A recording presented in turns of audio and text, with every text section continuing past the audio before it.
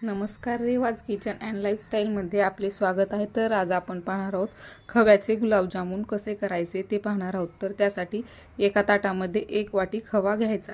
त्यामध्ये आपण आता ॲड करणार आहोत खायचा सोडा, पाव चमचा खायचा सोडा ॲड करायचा। त्यानंतर आपण यामध्ये रवा किंवा मैदा वापरणार आहोत। तर इथे मी पाव वाटी रवा घातला आहे।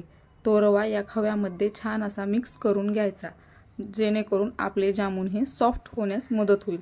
आपण खव्यामध्ये रवा जो घातलेला आहे तो एकजीव करून मिक्स करून 10 ते 12 मिनिट छान हे मिश्रण मळून घ्यायचं। ते मळून झाल्यानंतर याचा एक छान असा गोळा तयार करायचा, म्हणजे एकसारखा मळून झाल्यानंतर त्याचा गोळा तयार करायचा आणि तो गोळा 10-12 मिनिट झाल्यानंतर छान असा झाकून ठेवण्यासाठी रेडी करायचा। तो झालेला तयार गोळा आपण आता 10-15 मिनिट रेस्ट करण्यासाठी ठेवू। तोपर्यंत आता आपण इकडे पाकाची तयारी करून घेऊ। त्यामध्ये पाक करण्यासाठी आपण एक पातेलं गॅसवर ठेवलेलं आहे। त्यामध्ये 1 वाटी साखर घालायची। 1 वाटी खव्यासाठी 1 वाटी साखर पुरेशी आहे, त्यामुळे आपण इथे 1 वाटी साखर वापरली आहे। आता यामध्ये आपण ॲड करणार आहोत पाणी। अर्धा ग्लास पाणी ॲड करायचं, जेणेकरून आपली फक्त साखर भिजली पाहिजे। जास्त पाणी ॲड करायचं नाही, फक्त आपली साखर भिजली पाहिजे। त्यानंतर यामध्ये घालायची विलायची पावडरही घालू शकता। याला छान मिक्स करायचं आणि 10-15 मिनिट उकळून घ्यायचं। जो उकळल्यानंतर 1 तारी किंवा त्याच्या थोडासा अलीकडचा पाक तयार करून घ्यायचा आहे आपल्याला। त्यानंतर आपण आता तेल गरम करायला ठेवू। तोपर्यंत आपण इकडे आपले जामुन करून घेऊ। 10-12 मिनिट पीठ भिजलेलं आहे। आता जामुन एकसारखे गोल गोल छान जामुन करून घ्यायचे, जेणेकरून आपले छान दिसले पाहिजे। ते जामुन करण्यासाठी आपण एकदा हातावर पीठ घ्यायचं, ते चेक करायचं की आपले जामुन चिरत नाहीत किंवा चपटे असे दबत नाहीत।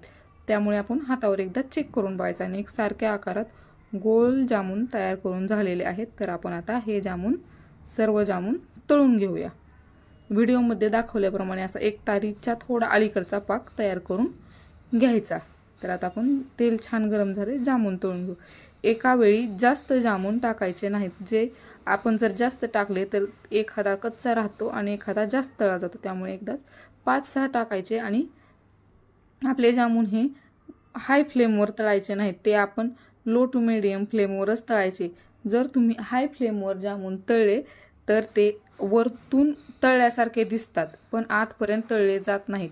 त्यामध्ये आत आपली जाळी पडत नाही किंवा गच्च राहतात, ते घशामध्ये दाटल्यासारखे दिसतात। त्यामुळे आपण जामुन तळताना फ्लेम ही लोच ठेवायची। लो फ्लेमवर 3 ते 4 मिनिट जामुन छान तळले जातात किंवा 5 मिनिट लागतील। जर तुम्ही आपल्या चॅनलवर नवीन असाल तर आपल्या चॅनलला लाईक, शेअर आणि सबस्क्राईब करायला विसरू नका। जर तुम्ही लाईक, शेअर, सबस्क्राईब केलं तर तुम्हाला नवीन व्हिडिओची नोटिफिकेशन सगळ्यात अगोदर मिळेल। त्यामुळे आपण आता इथे जामुन तयार करून घेऊ। तर आपले 2-3 मिनिटाला एक झाल्यानंतर जामुन छान हलवून घ्यायचे। जर तुम्ही जामुन हलवले नाहीत, एक साईडनेच तळले तर ते एक साईड आपली डार्क दिसेल, एक साईड कच्ची दिसेल। त्यामुळे मधून मधून जामुन हलवायचे, जास्त पण नाही पण हलवायचे, म्हणजे एकसारखे तळले जातात। 2-3 मिनिटांनी आपले जामुन असे या प्रकारे होतात, जर आपण मीडियम फ्लेमवर तळले तर। त्यामुळे मीडियम फ्लेमवरच तळायचे, गोल्डन ब्राऊन कलर येईपर्यंत तळायचे।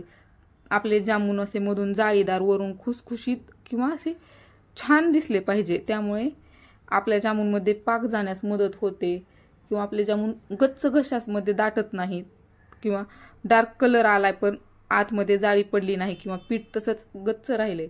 3-4 मिनिटांनी आपले असे जामुन गोल्डन ब्राऊन कलरवरती तयार झाले। तर आपण आता हे जामुन पाकामध्ये टाकून घेऊ।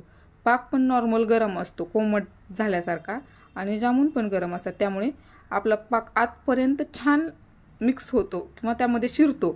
जर जामुन गार असतील तर तो लवकर शिरत नाही आतपर्यंत पाक, आणि जामुन असे गच्च राहतात। हे तर तयार झाले आपले हे रसरशीत, आतपर्यंत छान पाक मुरलेले, मऊ लुसलुशीत जामुन। इथे सांगितलेल्या टिप्स आणि ट्रिक्ससह जामुन केले तर तुमचे छान असे जामुन होतात। थँक्यू।